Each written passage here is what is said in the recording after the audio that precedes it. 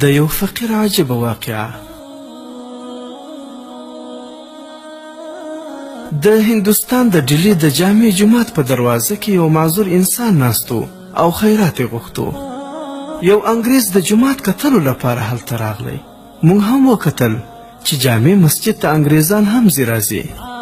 هغه انګریز په ډیره اوچته عهده وظیفه باندې و.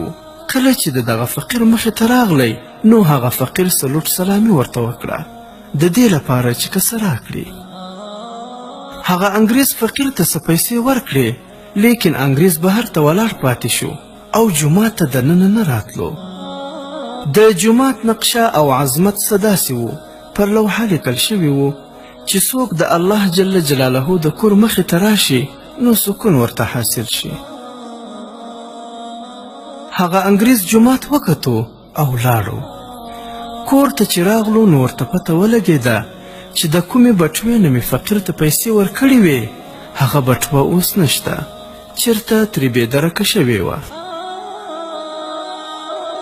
پیسې هم پکې ډېرې زیاتې وې او پته هم نه لګېده چې چېرته ترې بټوه ورکه شوې ده. یوه هفته وروسته بیا دغه انګریز ته رخصتي ورکړل شوه. د هغه ښځې ورته وویل چې تیر ځل د جومات کتلو لپاره تللی وې، اوس دا ځل ما هم درسره بوځه.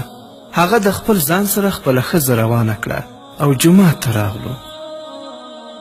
کله چې هغه انګریز د دغه معذور فقیر مخې ته تیرېدو نو هغه فقیر سمدستي ودرېدی او ورته یې وویل چې تیر ځل ته راغلی وې، ما ته دې پیسې راکړې وې.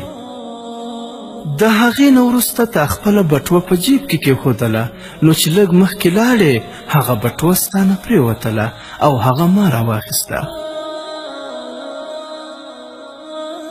دا بټوه ستا زما سره امانت و، دا واخله خپل امانت. انګریز چې بټوه خلاصه کړه نو ټولې پیسې پکې پرتې وې. حیرانه پاتې شو او سوچ یې کولو چې دا څنګه چل دی چې ټولې پیسې یې ما ته په پوره توګه سره راواپس کړې. زما خو دا فکر و چې که چا بټوه موندلې هم وي نو پیسې خو به واپس نه کړې، البته که بټوه درکړي په هغې کې څه نشم ویلی. د فقیر نه یې پوښتنه وکړه چې آخر دا څه وجه ده چې تا یوه روپۍ هم د دې بټوې نه ده پټه کړې.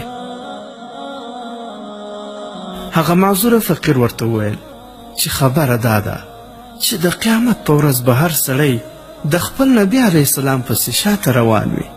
کله چې ما بټوه راوچته کړه نو زما زړه خو غوښتل چې پیسې ترې پټې کړم، لیکن بیا زما په خیال کې راغلل چې ګوره هر یو کار به الله ته وړاندې کیږي.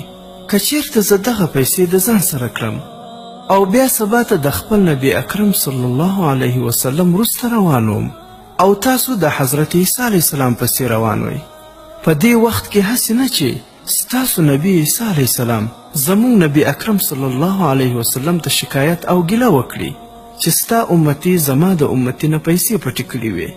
دغه سوچ مې وکړو نو ځکه مې په هغه پیسو کې خیانت ونه کړو. واخله دا ستاسو پیسې دي، ما تاسو ته واپس کړې. عبرت: د یوه فقیر د خپل پیغمبر صلی الله علیه وسلم سره دومره مینه وه چې د هغه په خاطر یې د یوه انګریز پیسې پټې نه کړې.